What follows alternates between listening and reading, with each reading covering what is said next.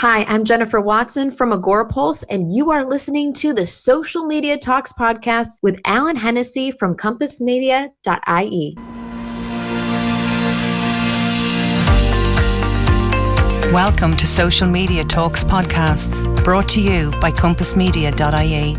Hello and thank you for joining me. This is the Social Media Talks podcast, brought to you by compassmedia.ie, episode number 87. I'm your host, Alan Hennessy, and this is the podcast to help business owners who want to learn more about social media marketing. And if you'd like to listen to any of our previous podcasts, you can log on to our website at compassmedia.ie/podcasts. You can also join our Facebook group by logging on to facebook.com/groups/social media talks. And I'm looking forward to this week's show. This week we are going to be talking all about how to make a successful live show on social media. And today I'm going to be joined by Jennifer Watson. And Jennifer is a social media manager at Agorapulse, a podcaster, speaker, and also the host of Social Pulse Weekly.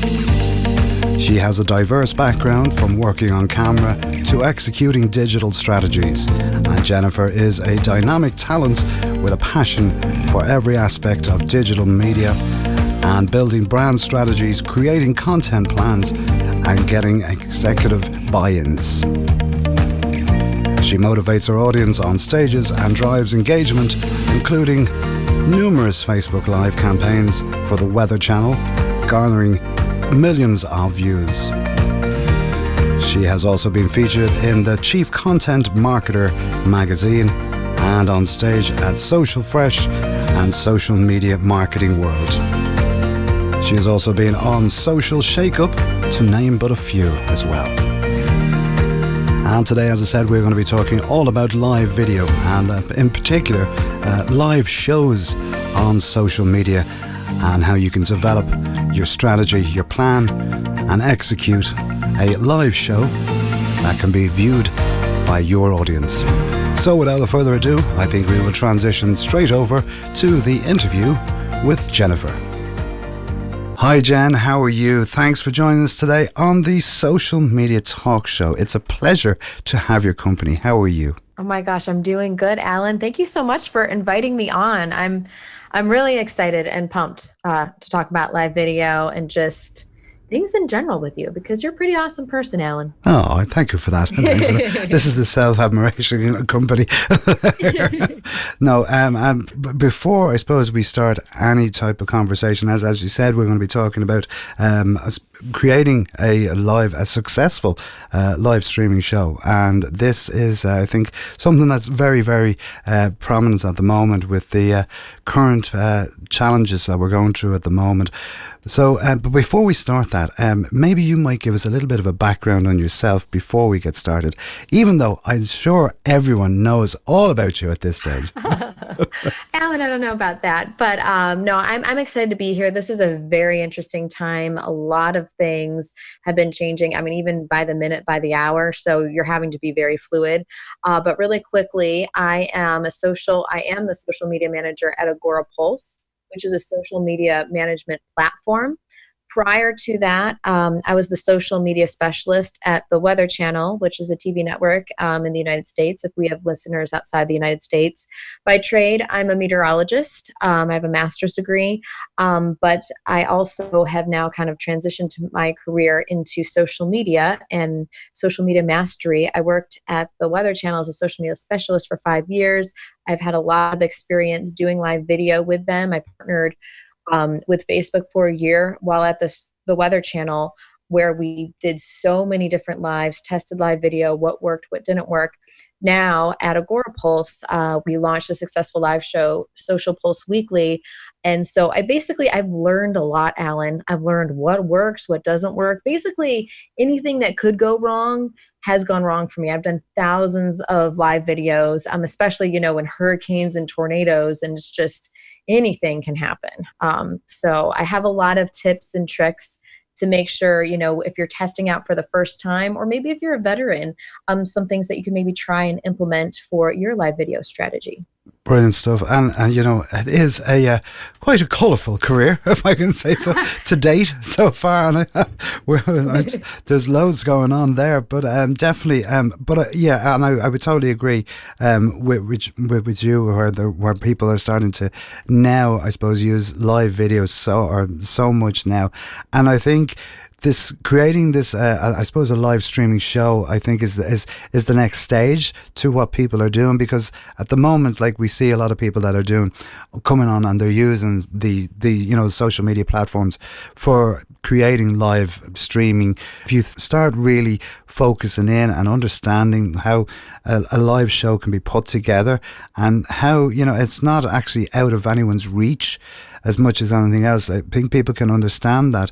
So starting with that, obviously I'm a big fan of the Social Pulse Weekly. It's a brilliant show, and I watch it. I tune in every week. If you haven't watched it yet, it's on. I know here in Ireland, it's on at 7:00 on a Friday evening. I don't know what time that works out. I think it's Is it 1:00 Eastern? 2:00 Eastern. 2:00 US Eastern. time. Yeah. Yeah. So, and it's well worth, because Jen always has some really interesting guests, and also she is quite funny herself when she gets going on that show as well. So there's a lot going on. So definitely, guys, do check it out.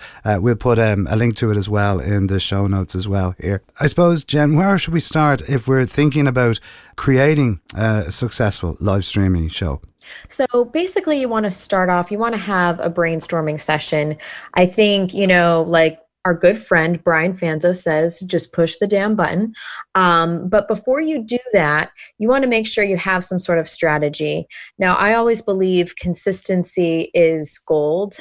People as humans, we like consistency, we like routine. And if you have a set live show every Wednesday at 2:00 in the afternoon, or Fridays like we do, people know to come to that, and they know it's going to be every Friday at 2:00, that they can go to your page, or that you will be live. So I love consistency. But at the same time, if you're new to live video, or if there's breaking news, you can go live anytime. But if you're new to live video, it's important to test things out, and just see what works and what doesn't work. And you want to think of, okay, what kind of content do we want to be producing? Do we have enough for several shows? And you want to keep in mind, for live video, you want to make sure you have enough live content for at least, I would say, 7 to 10 minutes. If you don't have enough content to talk live for 7 to 10 minutes, you should probably break that up into one video or a couple of different videos, because when you think about live video, it's supposed to be interaction, and sometimes people won't be able to join the live immediately. Then they'll see the live on their feed or want to join, and you're just about ending it. Now, our live show tends to be over an hour now, just because we have great conversation and it's awesome. But, keep that in mind when you're thinking about going live. But you want to brainstorm ideas. And when you're first starting out, you want to test what days and times work, and see what kind of topics resonates well with your audiences. So you want to kind of have a testing period of, I would say, about, 4 to 6 weeks, see what works best for you. And then, the most successful parts of those lives, start really hardcore developing a strategy, a live strategy and a show strategy for yourself. Figure out what day and time, the topics. And then if you want to have an interview show, you can have an interview show, or you can just talk. There's a lot of people that just do a show themselves and don't have guests. And that's okay too, if that makes sense for you, your brand, or whoever you're working for.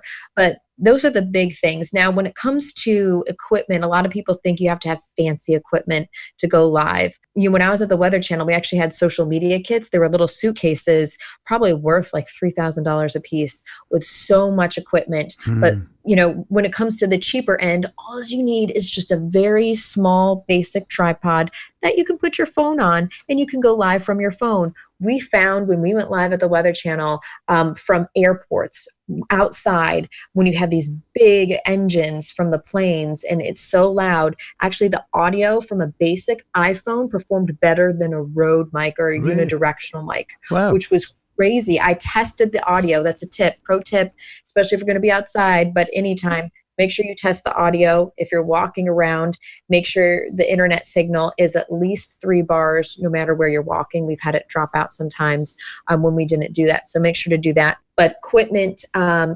basic is a tripod and just your phone. That, it can look really good. Make sure lighting is good too. Natural light is the best, but there's also some basic, inexpensive ring lights that you can get for your desk as well. If you want to go super expensive or just more on the higher end, what we do for our show, we have a Logitech Brio 4K webcam, which we go live on most of the time, though we do also have a Canon Rebel T6i. And for the mic I use is a Yeti mic. I think they're amazing and awesome, but like an ATR 2100 microphone will work as well. If I'm not in natural light, I literally have a main ring light and two other huge lights. It's like so bright, it's kind of scary. It's like the sun. And even then it doesn't light my face as real natural light does. Wireless headset. And when you think about live streaming, we use StreamYard, which is fantastic and amazing. We've also used Ecamm. We like StreamYard because you have the lower thirds that you can customize and also the rolling scroll at the bottom. And then our other live show, there's actually 2 live shows that Agorapulse puts on. They also use vMix. So one of our shows use vMix because there's a lot more graphics involved in that. And vMix is a little bit better for that, for some different things. But StreamYard is also great too. And that's why we use it for our show. So there's a lot to think about, but you just got to think about the equipment, do some testing, see what kind of content and date and time works best for your audience, and see if it makes sense for you. Sometimes live video doesn't make sense, and you don't have to have a consistent live show if it doesn't make sense for you and you don't have content for it. You can still go live sporadically as well when it makes sense. If you have an announcement, you're announcing a product or a product demo or something like that. Yeah, and it's such great advice, and I would totally agree with starting off. It's like everything. You don't start off with a Rolls Royce. You know what I mean? You start off with something small, and then you build from that. So like that, as I would totally agree. Your iPhones, the technology behind them now. Like the camera behind them is sometimes actually, as you say, is sometimes even better than what you can buy as webcams type of thing. Just so even starting off with that, and what I've often heard, I've used it once or twice, is the actual iPhone, the earpieces and the microphone, and just to start off with, and it got people going, and it was. Suffice to say, it worked at the start, and then as you say, you start to build up. You can start to invest if it's going to be something that you're going to be doing on a regular purpose. Exactly. You are the person. You as the host, you're the entertainment, and it's the topic. Yes, the visual and audio, and the lighting and all that stuff is very important. But if it doesn't matter if your content's engaging, and like you said, you can invest in more expensive equipment too. So. Yeah, I know this. With regards, just when you're talking there about, just when you're starting to do and using the different platforms, you have the BeLives, you have StreamYard, and so on and so forth. All of them, they are all great.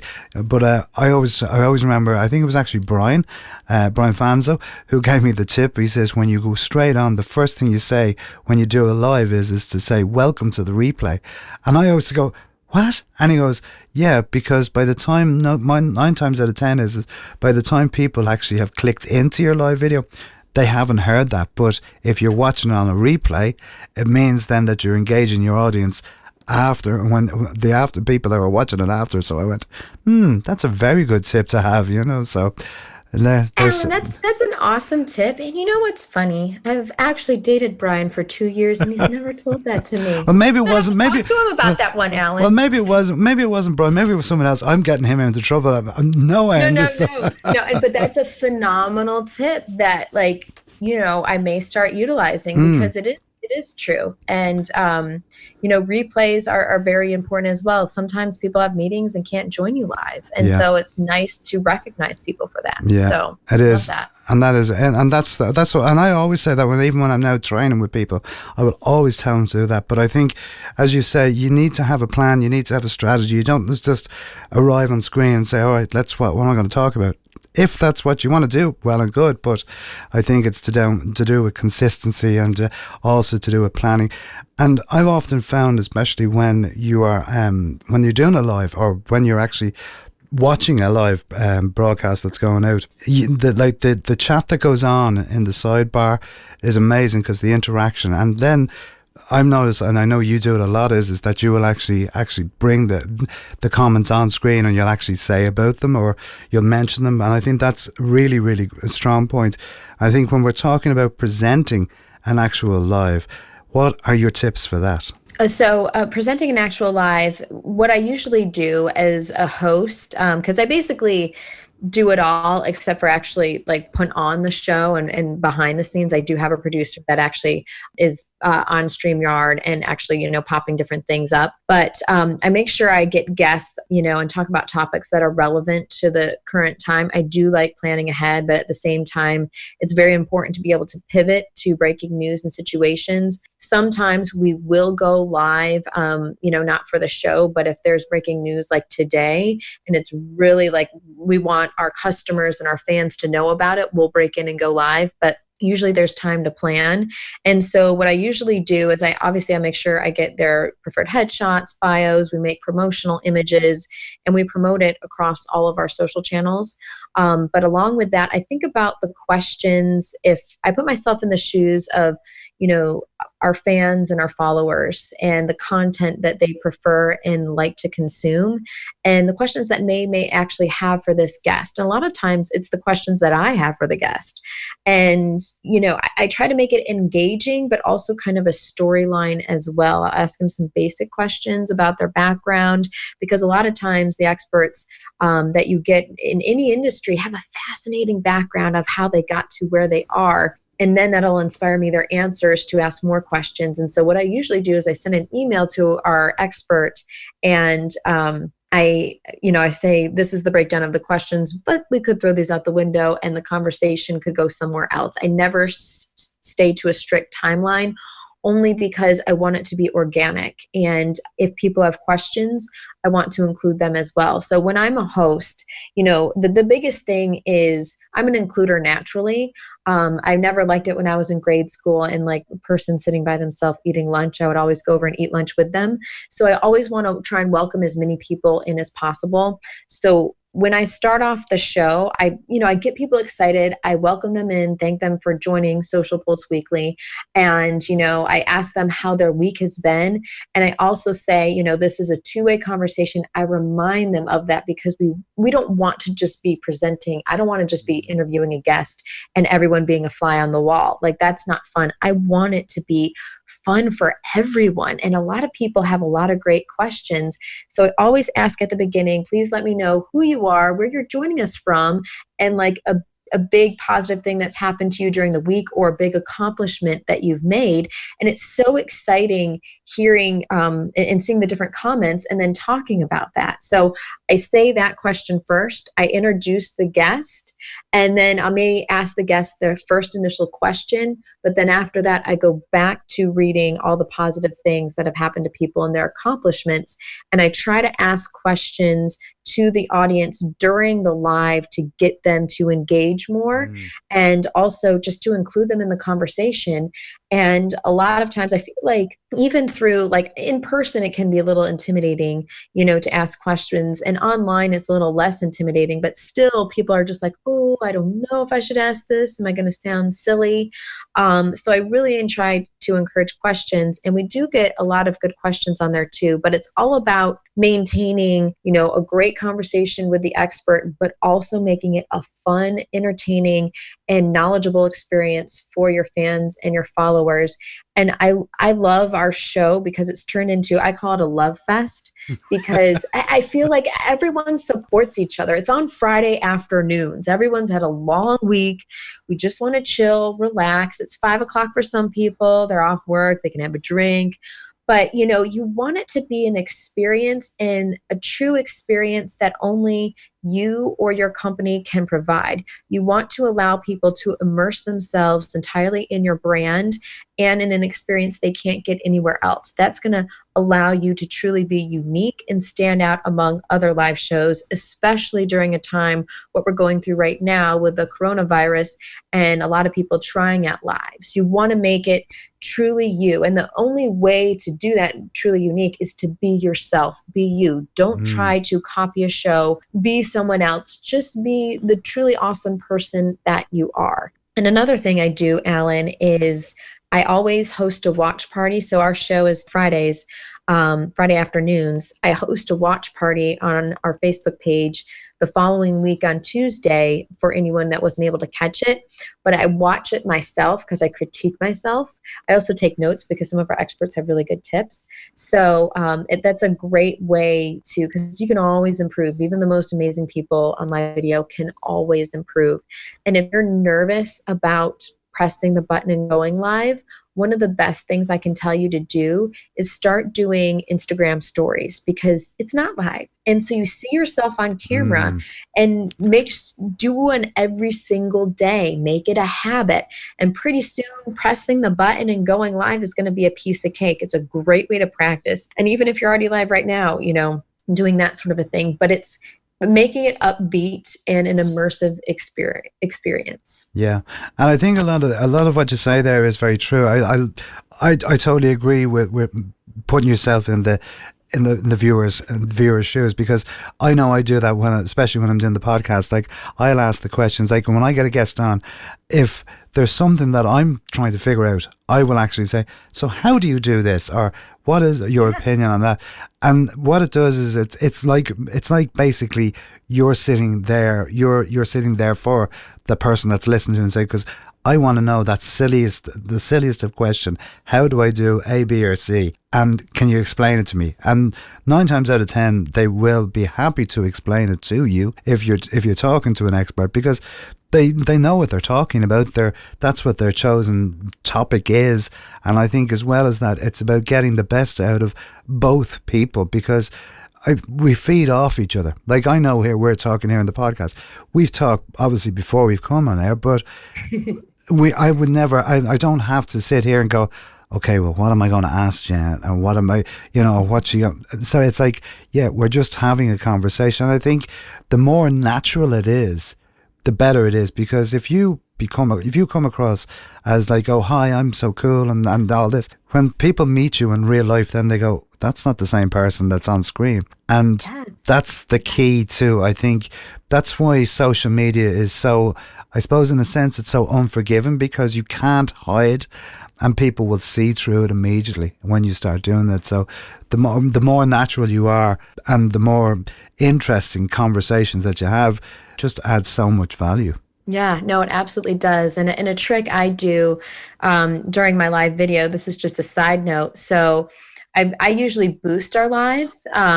You can't do that on a desktop during the live, but you can boost during the live on mobile. And so a lot of times when our producer takes the person I'm interviewing or the expert full screen, I will be on my phone boosting the live while still maintaining the conversation. It only takes like 2 seconds, but I have a tailored audience created from our first live show to basically the current one. And so I make sure the people that have watched our videos in the past get those videos. I think that's really important, because the biggest metric that I pay attention to isn't reach, it's the comments and also the 1 minute video views. Because if people are watching for 1 minute or more, then I know that, okay, they're maybe really enticed and they're actually watching a lot of it. So that's what I really pay attention to when we're looking at our metrics for it. Yeah, because I've never heard that before. It's only now you're saying that. I think that's a great idea, because and as well as that, the other side of that, when you're doing a live show, and I know I've done them in the past, and you're so focused on what the person's saying. Whereas I think having someone who, if you are going to start doing this on a regular basis, is to get a producer and have someone who is going to produce the show. And I'm not talking about going out and spending hundreds of thousands of dollars on a producer. Like, you can call in someone who is tech savvy, who can run an actual show. Like, I'll give you, for instance, there was a girl that came on to me yesterday, asked me would I produce a show. I was never on screen, but I was running it in the background, and I was able to control everything so she could concentrate on what she was doing on front of screen, and she didn't have to worry. So I think it can be very, very important to have someone who's doing the production work behind the scenes of changing, bringing people in and taking people out and answering comments, and so because it's a full-time job when that show is on to be doing that, you know. No, absolutely. And you brought up a good point, because you can go live on Instagram from your phone, Facebook directly on your phone. Why I like using kind of a third-party tool like StreamYard is the fact that you can go live across multiple places. We go live on Periscope and YouTube at the same time as we do Facebook. So you can reach across, as many platforms as you want to.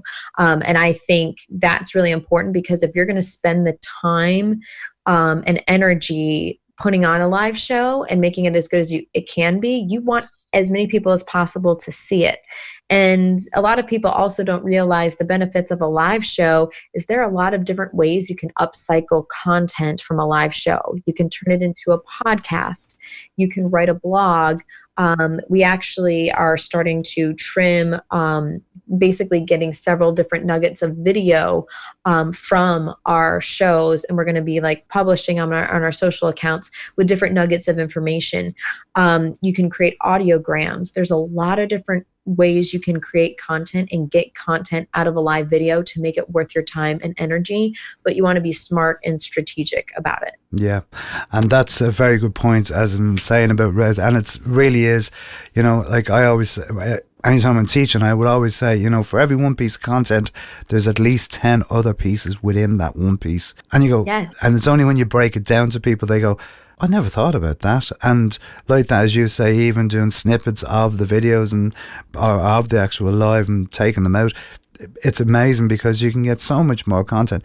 But plus as well, what I find, and some people might say, oh, well, you're only just rehashing stuff that's already there. But I think that is if someone makes a very good point or a valid point, or there's a piece in the actual live broadcast that you can say, wow, that was amazing. Putting that out to an audience, they will see that and they'll say, wow, I must watch that show, or I must go back and watch. So it's a great promotional piece for that. And it's good content. It's what people want to know. No, exactly. And a lot of times during a live show, just similar to kind of to a conference, you get so much amazing information. It's hard to remember it all. So it's almost reiterating the most powerful points that were made during the show. So your consumers and audience is like, oh yeah, that's right. But like you said, it's also kind of advertising the fact that, wow, that sounds like an amazing show. I should probably watch it every Friday.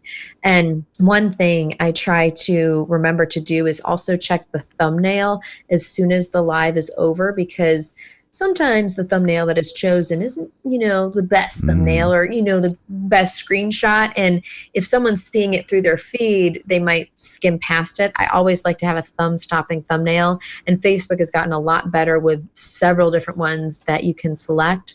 Or if you really don't like any of them, you can upload your own thumbnail. But pay attention to that thumbnail, because replays, the amount of replays you get could be the cause of that, because honestly, the thumbnail is the first thing they will see, through their feed. So it's something really important that we try to remember to do after every show. And I think it's very important, because I know often, like when I record a video and I'd put it up even on YouTube, and the video, the thumbnail that come up will be me with my mouth wide open or something. So now I have to really think before I go on, and I think that's it. And someone else gave me a bit of advice saying, when you're doing, if you are doing recording, even actual video, is before you actually press the record button, is to smile at the camera and just keep smiling. So don't take your eyes off the camera, just smile.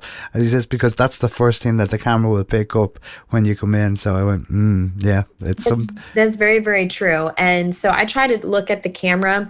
When you're doing a live show, it can be very difficult sometimes, just because you're looking at comments, you're looking at the person, but try to look at the camera as much as possible and address the audience as much as possible. And something to keep in mind when you're testing, like, like I said at the beginning, before you actually decide if you want to do a consistent weekly live show or even potentially daily if you wanted to do that, but finding out, the time and the date that works best. Yes, you got to test things out, but then once you launch your show, you got to give it about 4 to 6 weeks to really know if it is successful or not. Jennifer Herman of Jen's Trends, she's an Instagram expert. She's amazing, but she brings up a lot of good points when she talks and presents around the world. And one of the biggest things is if you're testing something new, like testing a new place where you're putting content for people to consume, you got to test it for 4 to 6 weeks so people can learn that that's where you're putting that kind of content and that's where they go to find it. Because if you don't give it that long of a time and you only test it for 2 or 3 weeks, really, people actually may really like the show, but they're just still new to it and not used to, that date and time. So make sure you give your show some breathing room. I always like critiques too. We have several people from our company join in to watch the show and, give their opinion. And it's also a good thing if a lot of people work in different sized companies, but as many employees as you can join in and watch the live, at least for like 3 to 5 minutes, make a comment, say hi. That also helps things as well. And if your employees don't want to watch the live, then that may be an idea of like, is it that interesting? Should I change the topic? Just kind of like if you're any kind of social media content, if your employees aren't sharing it, what is the reason? Is it not that exciting, enticing? You want to be producing shareable content, whether it's live video or not. And so we try to create as much shareable content as possible. We actually have tested out Kelly Noble Mirabella. She is a chat bot or a messenger bot expert, and we worked with her a couple of times doing chat bots, and she's created our chat bot for our show, which I think is actually very important. But you don't have to do all of these things for a live show, but as you start working on your live show, think about these things. But a chat bot is a great way to get people excited for the next show, remind them of the next show. But also we do fun things that our viewers can unlock during the live show and potentially get free access to a course or something else if they share the live. That helped bring some really big in numbers for a couple of those shows. So think about a chatbot strategy, and it can be a basic bot strategy, or if you want to really learn messenger marketing, you can go hardcore and in depth as you want. But that is something that's also made things very successful for us as well. And another quick note, Alan, speaking of making things unique, we've started having our guests actually start the show for us and be kind of silly and fun for the first like 8 to 10 seconds. So when people see the video in their feed, it's not just the same intro over and over again, and they don't think, oh, it's the same show, it's the same video. We make it unique and kind of enticing. And then we have our 30-second intro. And so that's what we try to do. But with recent coronavirus and everything going on, we've done kind of an overhaul of everything. And right now we're not doing our intro just because we want to make sure we're talking about more serious topics, and we want to make sure the tone is correct. So we try to mix things up a little bit. And honestly, we test different things all the time. And that's kind of what you have to do. You have to be fluid, be able to pivot, and know that during live video, anything can happen, and just roll with it. If your live drops, come back. Even the biggest experts, they can have issues sometimes. I mean, even today while we're talking, I know there's been some really big issues with live video and Facebook through a bunch of different platforms and people having issues. Things happen, and it's okay. Just be honest and real about it. And, tell people, hey, we're having some technical issues. We appreciate you staying with us. We'll have it back up in a couple minutes, but I think people are more forgiving than you realize. Oh, they are. There's no doubt about it there. Yeah. I remember, and this is a really quick story. So I used to be an on-camera meteorologist, and we had a very old computer weather graphics system. And a couple of times it broke down while I was live giving the weather. And my news director would always say in my ear, Jen, don't even acknowledge it. Just slowly walk off camera casually and try and fix the computer system while you're live on air giving a forecast. And I'm like, okay. But people know something's wrong and Yeah, something's up, exactly. And I'm like, why can't we just admit it? We're human. Everyone's human. And that's the biggest thing, Alan.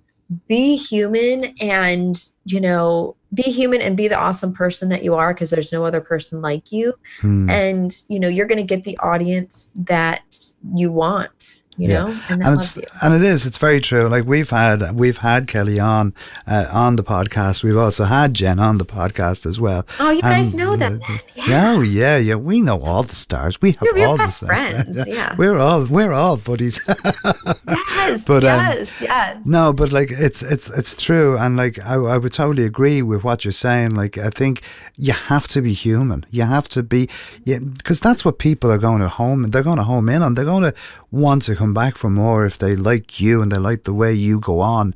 You can sit there, and I totally see. If something goes belly up, that you just be able to say, well, look, this is a problem. We're after losing the stream, or we're after doing this, or this is after happening, that the person's after falling out and whatever. So we'll come back to it, but stick with us.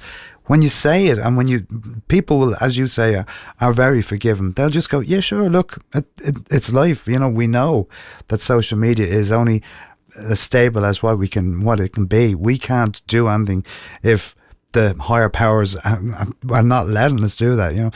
Like I was doing a podcast already this afternoon with someone else, and like that, there was we were in the middle of a conversation, and their internet dropped. It just literally dropped, and they went off. We just paused the interview, and I just came back to her when she came back in. So, it does happen, and it's like not everything in this life is perfect. In fact, nothing in this life is perfect. We just have to make best of what we have, and I think if we can do our best, that's all we can ask, and I think that's what people will automatically do it.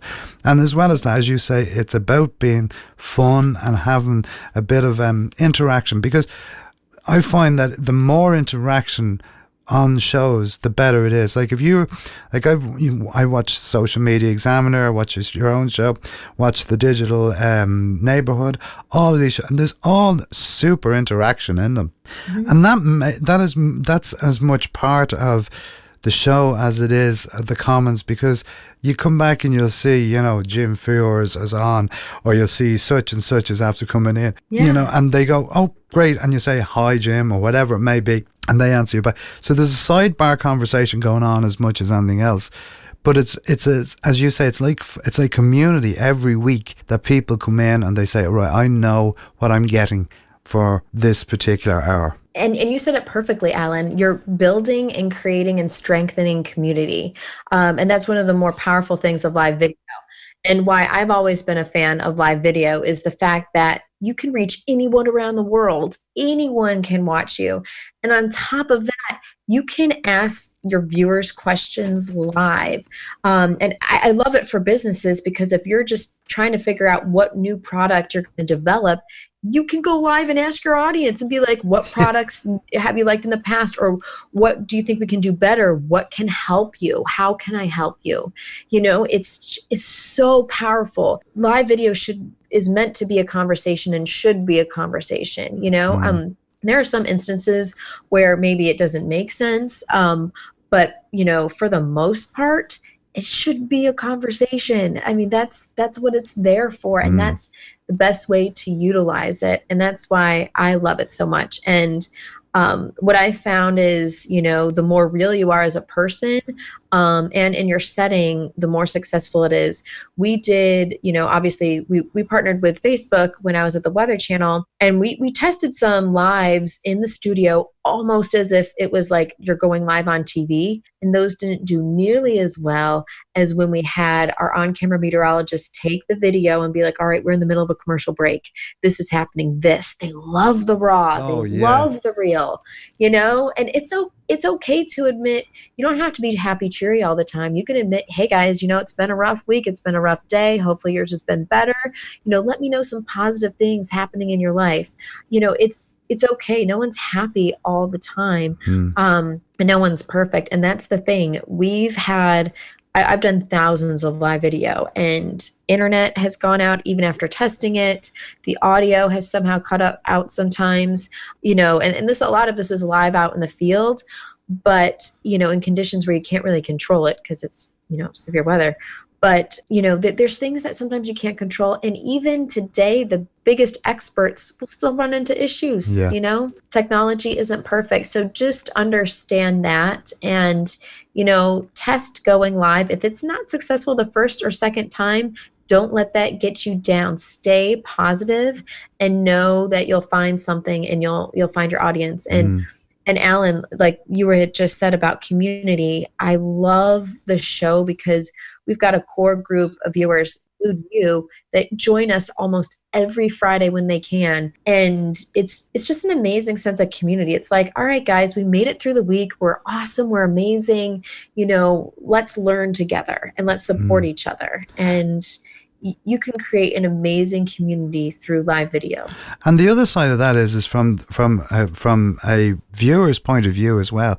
Like, I know I come in when I come into this show every week, I come in and I'm like talking, like I'm here in Ireland, you're in San Diego, and like there's no sort of like there's a very good friend of mine who always says, geography is history with social media, and it's so true because we're on different continents. We're millions of miles away from each other, but yet there is a connection because we know when we come in and we say, oh, you'll be hosting the show and say, oh, we have Alan in or we have such and such in and whatever. And it's great because it means then that you're also sense you're part of that community. But there's another point, there's another thing that is where we're here now recording this podcast. Where did we meet? We met on that show because I connected with you after the show and talked to you. So, like that's how this can grow. And that's how a live show is so important because there's so many other assets that come from that it's not just like a broadcast, like as in like a TV show where it's on every week and that's all. And you never hear the person or you never talk to the person. That day is gone. We're now connecting with each other. Just because you do a show or just because I do a podcast doesn't mean that we're any way different, and we just sit down and we have a talk. And I think that's the beauty of and that's why I think social media can be it's so much that it can be so embraced, because I think this community that's worldwide now, that's not just down the road or your local community and you're in town or whatever it may be. You're worldwide. I have multiple communities of friends now all around the world that I would class as really, really good friends. And it's true digital, and it's true social media, and it's true live broadcasts. Brian Schumann we have on the podcast as well coming up in a couple of weeks. He was on another program, connected with him, and now we're talking. Yes. Basically you nailed it with the fact that what makes live video priceless are the interactions and the meaningful relationships that result from it, and the strength in community. It's a way to bring people together, and probably the fastest way to bring people together. And in this very uncertain, ever-changing time, things are always changing, but it seems like everything's changing every second at this point. And there's a lot of uneasiness that I think live video is going to be such a powerful tool to get people, businesses through this time, and to voice concerns, to voice how they honestly feel. Because more than likely, there are a lot of people that feel the same way as you.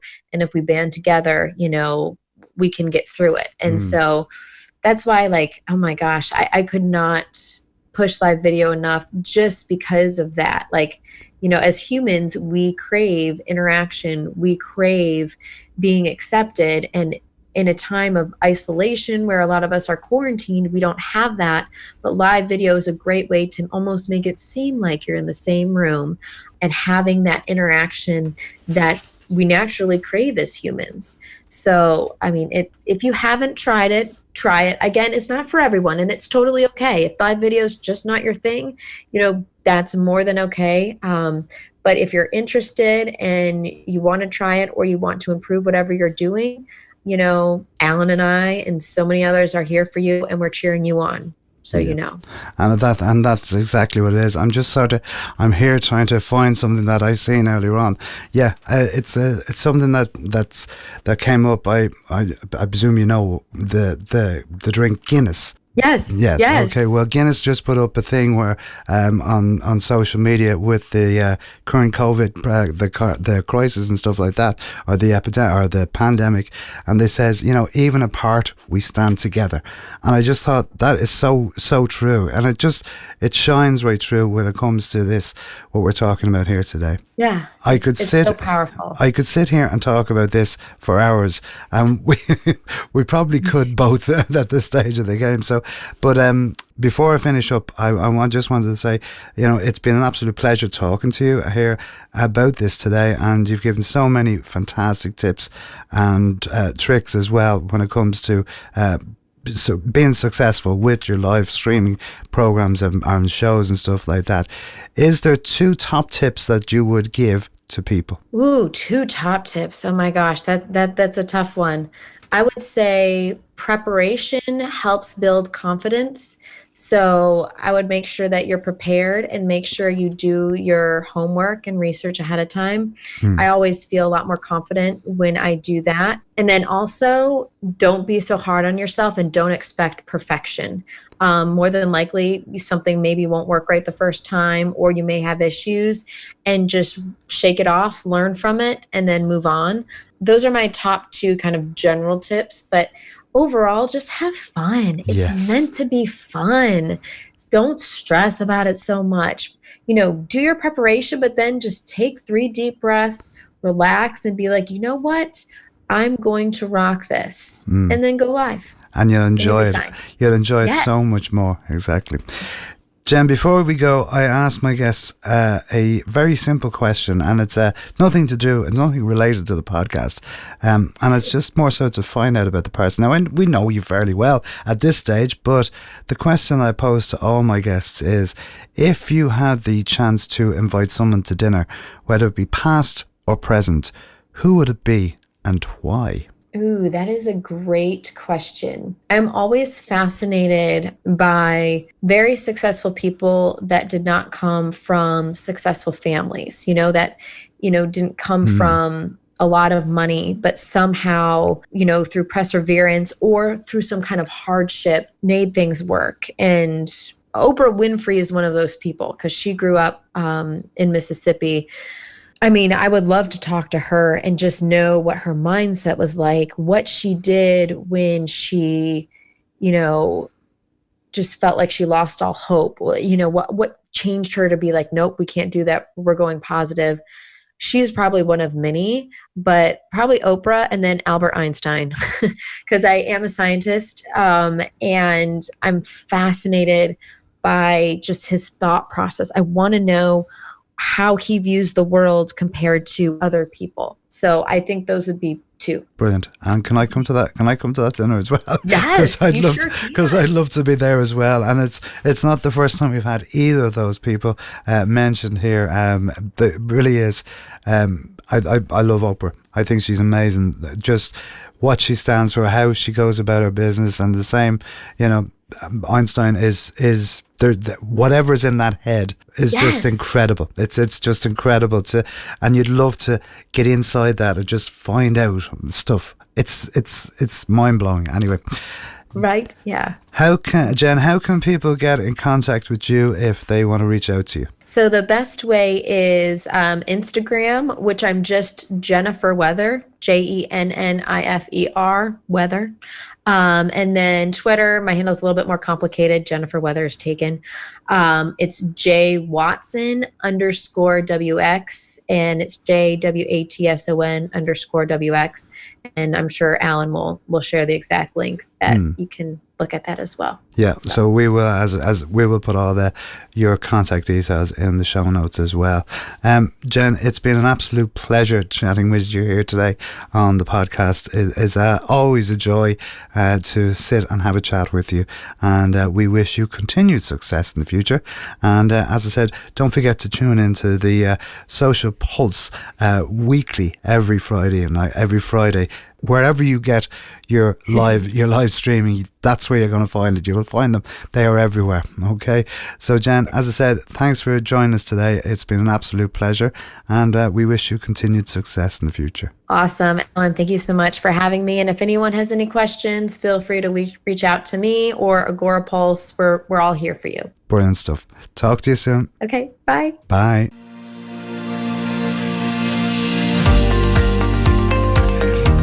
Hey, thanks for joining us today on the Social Media Talks podcast, and hopefully you learned some great information and also insights from our guests today. And if you'd like to listen to any of our previous podcasts, you can log on to our website at compassmedia.ie/podcasts.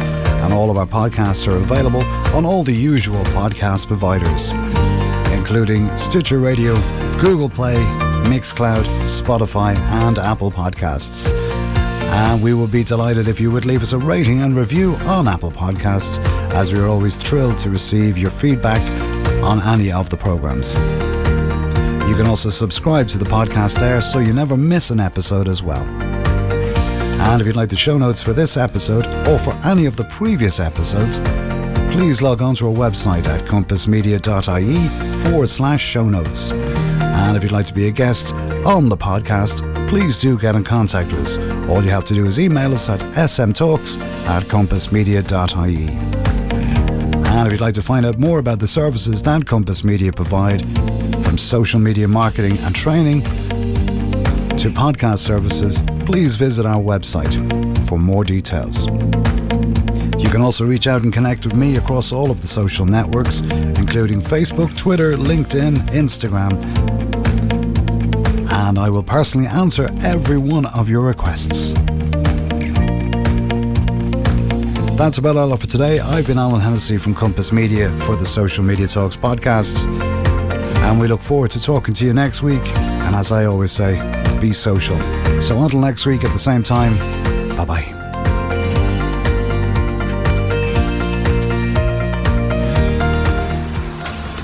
Social Media Talks podcast is a production from compassmedia.ie. The Social Media Talks podcast is sponsored by ContentCal. For more information, visit their website at contentcal.io. We would also like to remind you the Social Media Talks podcast is proudly supported by charityradio.ie.